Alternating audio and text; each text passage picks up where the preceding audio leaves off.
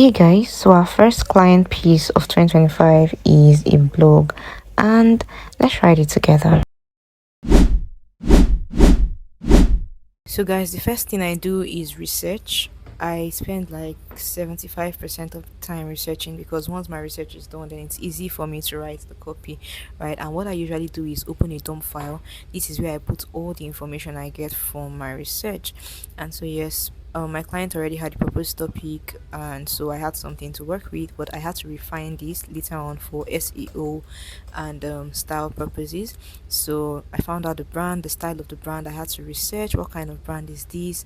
I went to their page. It's very important because this was a beauty brand, a jewelry brand. So I had to look through their page and see the kind of languages that they are familiar with, and know what to incorporate in my own content. So I also checked out for their target audience, people that would most likely read this blog. Okay, I looked at age, the gender, location, just basic. I did a lot of research, and guys, of course, I had help from ChatGPT and Perplexity, of course. So yes, by the time I had gathered a couple of these, I then went on to craft my H1. I think covered everything. Yeah, so I also got my primary keyword, just one, and then the other keywords I was going to be incorporating into this article. By this time I had almost everything I needed, pinpoints, everything, and it was time to start the writing. And that was very easy for me because I already had all my points laid out. So all I did was start making my points line by line, making sure that each line connects with the next line.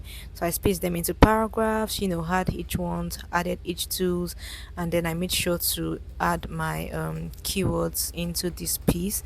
I also included images and added all text to the images so that they would also rank.